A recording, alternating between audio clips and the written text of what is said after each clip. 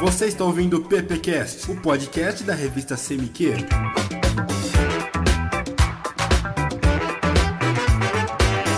Olá, ouvintes, começando mais um PPcast. Eu sou Matheus Amaral, estudante de segundo ano de publicidade da Uniara. Comigo aqui a galera do primeiro ano. E aí, gente? Oi, gente, eu sou a Cauana. Oi, eu sou o Michel. Olá, garotos e garotas, eu sou o Rafa. Conosco sempre aqui, monitorando a lojinha, o Gabriel. E aí, Gabriel, tudo bom? Do jóia, Matheus. Hoje vamos falar do nosso PPflix, né? Exatamente. Hoje é dia de PPflix, patrocinado, né? Todo mundo aqui tem a sempre conta. patrocinado, Já estão chegando com a pipoca aqui, tá? Pra gente assistir a coquinha. Hoje vamos falar de um filme muito interessante pra comunicação e a guerra. Qual que é, Cauana? Círculo de Fogo. Jóia. Cuidado, hein? Muito cuidado.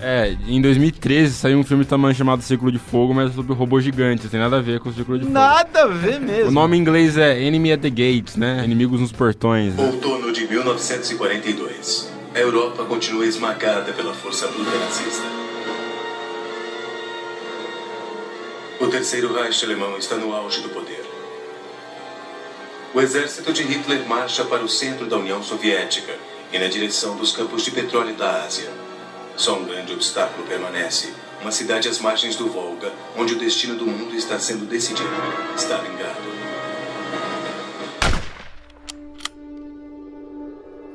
Então, Vassili é um jovem atirador de elite russo que se torna uma lenda quando um esperto policial o transforma em herói de sua propaganda de guerra. Vassili enfrenta seu maior desafio quando os nazistas enviam seu melhor atirador para caçá-lo. O filme ele é baseado em fatos reais, né?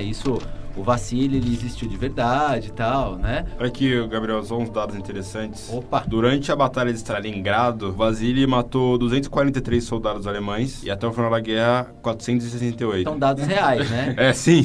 Você pegar numa segunda guerra ali e eles não tinham tecnologia de ponta frente aos alemães, né? Os alemães a Alemanha nazista ali, no caso, era muito superior. Detalhes, soldados mais ou menos, né? Porque o foco dele ali era mais em comandantes, né? Eles até evitavam matar soldados rasos, né? Mas mostra o quão letal ele era, né? Eu não sei a história de verdade do Vassili, mas no filme fala que ele aprendeu com o vô dele, caçando lobos e tudo mais. Num documentário que eu vi, fala que ele matava viado em vez de lobo. Provavelmente foi uma adaptação aí pra tornar... fazer uma metáfora com os alemães, talvez. Sim. É porque o viado é um bicho inofensivo, né? O lobo é um bicho selvagem. A história fica bem mais interessante quando é um lobo, quando é o vovô dele lá ensinando, enfim. O grande barato da história é quando a coisa começa, né? Então, na verdade, ele é enviado, tal, então ele vai chegar, ele é do interior, né? Lógico, né? Fazendeiro, tal. E aí ele vai chegar lá em Stalingrado. E aí o pau já come lá, nervoso, né? O filme começa quando ele entra no trem, que depois vai pro barco pra Stalingrado. Aí já dá pra ter uma noção como que a guerra é caótica, né? Você não sabe de nada. Os soviéticos tinham um negócio de quem recuar, eles matavam também, então não tinha escolha. E tinha o esquema também que iam 2 soldados, um levar o rifle, outro levar a munição. E morrer, super sentido. Pegar o rifle, né? É porque dizem que na guerra, a população é um fator. Então a Rússia... Uma das armas de guerra da Rússia, da União Soviética na época, era a gente. Eles tinham muita gente, que a Rússia é gigante. Então, realmente, valia a pena você colocar um monte de moleque indo em direção às balas. De estratégia, não tinha nada. Era só, gente, corre lá e dá tiro, sei lá. Mas o cara aí, morrer, você pega a arma. Sabe? Mas aí rola um BO gigante, né? É muito precário. Sim. O exército russo ali, no caso, ele tá muito precário, né? E qual foi... Onde que entra... o primeiro fato da força de comunicação nessa história toda? O primeiro fato que eu observei foi na balsa mesmo. Tinha aquelas cartas das mães. Então eles alimentavam a coragem dos soldados. Não funciona muito, né? Acho que dá meio um cagaço, né? Não. Você vê sua mãe falando de você não faz pra guerra, né? É lógico. O cara tá lendo uma carta e umas bombas caindo do seu lado. Quem que vai escutar? Na teoria era pra ser apelo emotivo, né? Não deu muito certo. É como se fosse uma palestra motivacional com o que tinha de momento, né? É o quê? Pra estimular, pra trazer a coragem e tal, e o pau comendo. Aí vai, bum, beleza. Os caras chegam lá, vão entrar em Stalingrado, já toma a bala de frente, se recua, toma a bala também, porque não é pra recuar. E aí, em determinado momento, aparece um carrinho muito louco. Aí é que entra a comunicação. Tem aquele carrinho antigo, vem escapando das bombas, tá no meio da cidade, também capota. Interessante, antes de aparecer o carrinho, aparece um tanque dos alemães. falando pros russos se renderem. Que fala, o terceiro Reich é amigo, não é inimigo, tudo mais. Porque a Alemanha, na situação da guerra, a Alemanha não tava ganhando, assim, eles estavam bem lascados também quando foram pra Rússia. Era, tipo, a última esperança dos alemães. E aquela cidade ali era uma cidade enroscada. Na verdade, era uma coisa...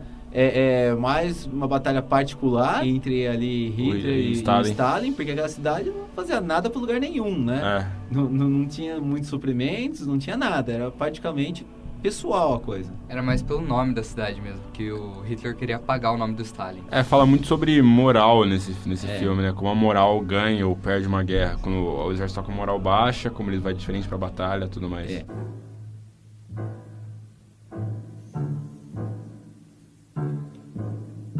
Aí, olha só que louco. Vem aquele carrinho, o carrinho tomba, voa o quê? Um monte de panfletinhos, né? E era o quê? E os panfletinhos eram o quê? Dizendo também, encorajando o exército soviético ali, no caso. E quem que tá dentro desse carro, Michel? Danilov. E quem que era o Danilov? Ele, tipo, era meio que político, um dos políticos. Isso, ele era hoje como se fosse uma assessoria de imprensa ali, né? Um assessor, né? Que cuidava do jornal, tal, essas coisas. E aí o que acontece? Ele tá lá, já perdidão, com óculos quebrados, se fingindo de morto, e eles caem dentro de um chafariz. E naquele chafariz tal, ali é uma parte onde não tá mais tendo conflitos, né? Tem lá um oficial tomando banho lá com um soldado. E eis que ele vai atirar e a arma faz o quê? Trava. Tec! Não funciona. Quem que é o cara? Ele ouve uma voz, assim, vindo de nada por trás, né? Era de Deus. Era Deus falando. O Vasily, ele tinha se fingido de morto também. Só que ele tinha mais técnica pra poder atirar, né? Muito mais técnica. Exatamente. Ele até fala, ele dá até dica, né? Você precisa camuflar o tiro, o barulho do tiro. Como eles estão em menor número, se eles fossem spotados, se eles fossem... vistos, eles seriam mortos. Então ele tinha que camuflar o barulho do tiro. E não tinha silenciador na época pra rifle de sniper nem nada. Que ruim. Nem era rifle de sniper, um rifle genérico de... Não era de madeira o bagulho? Era de madeira.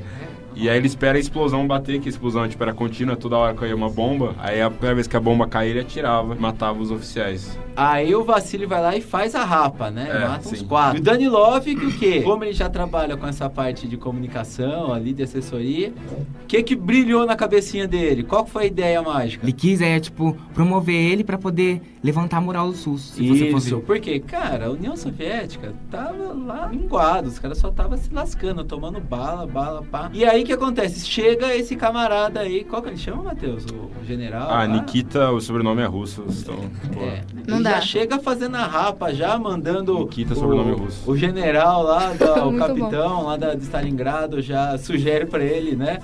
Se mata aí, suicídio pra evitar a burocracia, né? O cara já dá um tiro na boca, né? É interessante também ver como eles veneram Stalin, né? Nossa. Ele sempre fala excelentíssimo líder, glorioso. E olha pro quadro, né? Quase sim. chora. E aí, o que esse cara faz? Ele reúne todo mundo ali, que são os oficiais, né? E pede o quê? Sugestões. Primeiro um cara sugere o que já estava sendo feito, que era matar o pessoal, matar os traidores, mas o Danilov, com toda a sua excelentíssima esperteza, sugere criar um herói para inspirar por meio da coragem. A esperança, né, ele fala. E aí o que o camarada faz lá? O que o general, ele aceita a ideia do Danilov? Sim, que é muito boa. É uma Ele estratégia. oferece esperança às pessoas. Ele fala, como que ele fala, Matheus? O quê? O general, nós temos um herói? Ele fala assim, eu conheço um, sim. E aí eles começam a detalhar todas as batalhas do Vasily, falando assim... primeiro eles promovem ele pra sniper, que antes ele era só um cara com rifle, agora é sniper. Ele nem tinha um no começo do filme. É verdade, nem tinha rifle no começo do filme. E aí eles começam a detalhar todas as mortes. Tal dia Vasily matou tantos oficiais, tal dia matou mais 10, mais 20 e tal. Promovendo, aí eles falam que aumentou muito o número de procura pelo ramo de sniper, né? As pessoas queriam aprender como o Vasily, matar os nazistas que nem o Vasily e tudo mais. Hoje, se você pegar... por que aqui no caso a gente pegar no Brasil, né? O futebol, né? É um esporte muito popular, né? Então sempre nós precisamos do quê? Nós precisamos de ídolo. Podem prestar atenção. Quando o Neymar ele vai lá, pinta o cabelo de uma cor, ele troca o corte, alguma coisa assim. Quem que são os primeiros a fazer igual? As crianças, por quê? Elas são motivadas por isso, né? Quando um jogador vai para um time e tal, aí ele vai lá usar camisa 10, 9, 80, a camisa rapidamente ela é muito, muito vendida. é muito comum na rua nós vemos as pessoas com as camisetas com o nome dos jogadores de futebol nas costas, né? Porque é a história do ídolo, né? Então você se sente aquele cara, né? Você se transforma. Tem uma coisa muito legal que vocês falaram, que tem um ator que ele chama Reusingen, né? E o que esse Reusingen ele faz? Ele faz o seguinte, ele diz que as pessoas, elas têm desejo de se tornarem os heróis. Por exemplo, é a mimicry que o Reusingen fala. O que é a mimicry? É você se tornar outro, ou mascarada, ele fala também. Você se tornar outro para ter o quê? Para ter aquelas mesmas sensações. Então, essa história aí que foi criada com o Vassili foi exatamente isso. Danilov, que é muito esperto, ele pegou e falou assim, bom, vamos formar um herói. Tanto é que ele, nos panfletinhos, foi muito bacana que tinha os capacetinhos. Né? Os xizinhos. Os capacetinhos alemães com os xizinhos. Então, ali era a quantidade de mortes, né? Pô, imagina, você falou 400 e pouco. A gente tem folheto pra caramba, né? Pra caber todo mundo, né? E começou o quê? As pessoas começaram a ter uma esperança. Lembra que tem aquele menininho, o Sasha? Quando o Vassili, ele entra numa casa, né? Ele encontra o menininho, entra na casa pra se alimentar, tá, o menininho fica maravilhado. Ele pega na arma, o rifle carregado, quase mata todo mundo, né? Mas, enfim, é um herói dele. Isso aí ficou todo mundo impulsionado e o quê? E voltou o desejo de vitória. Então, quando o Reusingen fala disso, né? Hoje, na sociedade atual, não é muito diferente. As próprias novelas também têm o bonzinho, o mal, e por aí vai. Então, essa necessidade de a gente se tornar igual, ou querer ser igual, é muito importante. E é muito, muito explorada aí se a gente pegar nesse filme. É que a gente estuda muito sobre a propaganda nazista, de Goebbels e tudo mais, mas todo país que entra em guerra, a propaganda é fundamental, né? Não só os alemães, mas tanto os americanos, quanto os soviéticos mesmo, que a gente viu no É filme. muito mais fácil se espelhar em um só, em um herói, do que na massa em si. Então é um jeito mais fácil de encorajar as pessoas. Também como a gente já falou no programa sobre o...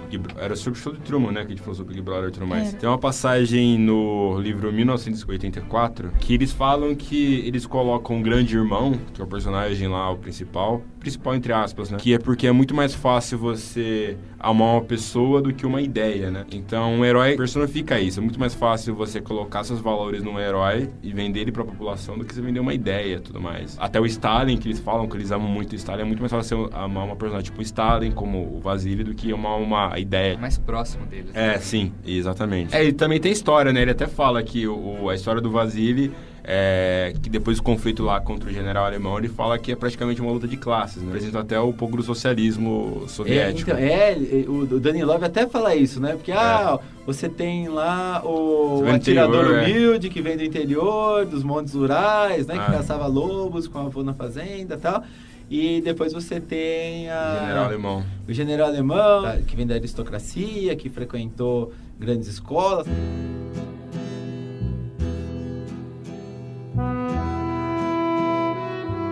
Depois é interessante que quando fica, né, então é criado um herói, né, um herói soviético, e aí a Alemanha começa o quê? A se sentir pressionada e a moral da tropa alemã fica muito, muito baixa, né? Inclusive tem até um general alemão que fala numa hora ali, é uma guerra, é um tipo de guerra que a gente não está preparado para enfrentar, que é na casa dos snipers. E aí chega lá o atirador alemão. Dentro de todas essas histórias, o que é interessante? Essa briga, né? Entre você põe dois heróis, um herói para essa batalha, essa batalha de titãs, né? Para um combater o outro, né? E aí é lógico que no final, né? O Vassili acaba ganhando e tal. É bom falar também da morte do herói Vassili. E ele fica só como pessoa porque ele tava de saco cheio com todo ele fala isso no filme, né? Que ele queria parar de ser o herói. Porque isso daí é o que acontece, é a pressão. Então, construir o herói, quando constrói um herói, e às vezes, né, é uma pressão, às vezes não, né? É uma pressão muito grande, porque tudo que o cara faz, ele representa, no caso ali, a nação soviética, né? Então, o cara, ele não pode sair da linha, ele não pode... fazendo errado, ele precisa ter sempre bons resultados. Ele é cobrado, várias vezes ele foi cobrado, o Danilov foi cobrado por isso. Tá na hora lá do Vassili já matar o cara, e as coisas não são assim, mas aí tem a pressão política também para as coisas acontecerem, né? E aí o Vassili não aguenta, ele fala, no começo ele fica super feliz com a fama, saiu no jornal, fica famoso, e depois aquilo começa a se tornar um incômodo. pra ele. Por quê? Aí você tem a pressão da mídia. E não sei quando essa história de fazer o herói acontece, não sei se vocês perceberam, mas já logo no dia seguinte, quando já sai o jornal, ele sai dos folhetins e vai mesmo pro jornal, que vai para toda a União Soviética, né? Vai chegar na mão de Stalin, lá o jornal. Os programas de rádio também começam a falar muito forte sobre a história do Vassili. Então, há toda uma organização midiática ali para realmente tornar mesmo o Vassili um grande herói. Eu acho interessante que no caso do Vasily é verdade, realmente é muito bom sniper. Mas poderia acontecer de ser mentira também, o Vasily ser um péssimo sniper, não matar ninguém. Aquele filme do Hércules. Sim. Que tem o trovador. Sim, exatamente. Exatamente, podia ser mentira também. Você podia criar um herói que o cara nem tão bom assim sabe? Na hora dele matar o general, o atirador lá, O major lá que ninguém lembra. ele dorme. E sim. daí vai lá um saqueador, vira o corpo dele, pega os documentos. Pensando que ele tá morto. Ele nem sabia que era o Vasily, ele um corpo... E daí o saqueador é rendido pelos soldados alemães. E esse documento vai parar na mão do general fodão lá, da Alemanha. E aí o que eles fazem? Eles vão divulgar isso pra desmoralizar todo mundo da Rússia e vai acabar com as esperanças dos soldados russos. Daí gera o desespero do... É interessante ver o desespero dos generais soviéticos quando eles percebem que, teoricamente, o ídolo tinha morrido, né? A Alemanha também aproveita a propaganda pra falar, matamos tal fulano e tal. A Alemanha cai em cima disso, exatamente. É o perigo, né, de você criar um herói. Se o herói morrer, aí já era. É ao contrário, exatamente. Aí se o herói não tem força, é pior ainda do que não ter um herói, né? O herói morre, a ideia morre. Exatamente. Será que o desfecho do filme seria diferente se não fosse a propaganda? Eu acho que na verdade não é nem o filme ser diferente. A Talvez história. a história poderia ser história. diferente. Né? O Vasily ia morrer em qualquer... Tipo, na segunda batalha que ele fosse sem arma de novo, ele ia morrer. Então, a história seria muito, muito diferente. É igual, pega, por exemplo, Vietnã, né? O que aconteceu? Foi uma guerra... Se não fosse o Rambo, não. Onde os Estados Unidos entrou nessa guerra, essa guerra não terminava nunca. Mesmo o governo fazendo propaganda, investindo forte nisso, apoiando e tal, começou a ter passeatas e conflitos, muita coisa, entre os americanos pedindo o fim da guerra. Então, às vezes, nem tudo, a propaganda, a comunicação, ela consegue atingir aquele objetivo, né? Chega uma hora em que aquilo também pode se tornar insustentável. E aí acontece o contrário, né? Que é igual a Alemanha, no caso, a Alemanha nazista lá. Quando achou o documento do Vassily, falou, tá morto, beleza, vamos divulgar. Então, coloca isso aqui na mídia, inclusive carros de som, tanques com som, né? Falando, inclusive na linguagem soviética, né? Olha, seu herói está morto, mas nós não vamos matar vocês, se entreguem. Essa luta não é sua, né, Rafa? Fala e beleza, e nós vamos cuidar de vocês, né? Por quê? Trabalhando o lado, principalmente, que os soviéticos estão todos na fossa. Pô, nosso herói morreu, né? Ferrou, né? A gente não tem mais o Salvador. Depois da Segunda Guerra Mundial, as duas grandes potências que ficaram, que foi os americanos, né, os Estados Unidos e a União Soviética, começaram a travar o quê? A chamada Guerra Fria, que era o quê? Uma delas, das batalhas, né? Sim, ainda a parte ideológica, cada um tinha ali, no caso, a sua ideologia, né, o seu modo de viver, de agir e tal, e queriam que o mundo todo seguisse essas duas formas, né? Começou aqui a corrida espacial, né? Que é o quê? Quem chega primeiro no espaço. E quem chega primeiro no espaço foram os soviéticos. O primeiro ser humano a conquistar o espaço, vamos dizer assim, foi Yuri Gagarin, né? Que era um soviético. E aí depois o quê? Começou, tudo bem, a União Soviética chegou no espaço. Então agora quem chega na Lua? Né? E aí continua a corrida e aí...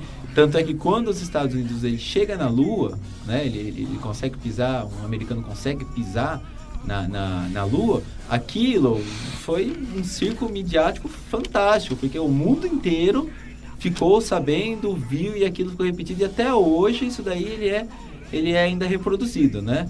Aí tem as teorias da conspiração, né? Lembro que todo vilão na época era russo, né? Sim. Então o vilão do Rock 4, que era um russo gigante, o Ivan Drago. O Drago, nossa, o Drago é um gigante, cara. Todo vilão era soviético.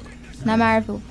Sim, todo vilão era soviético, tá? Era um russo de tapa-olho, uma coisa assim. Isso daí dá muito pano pra manga, viu, Matheus? Ele pode até fazer um programa sobre Guerra Fria. O sniper americano é interessante também, que mostra essa vertente da mídia, que ele decidiu se alistar quando ele viu as Torres Gêmeas, né? Quando ele viu o que aconteceu.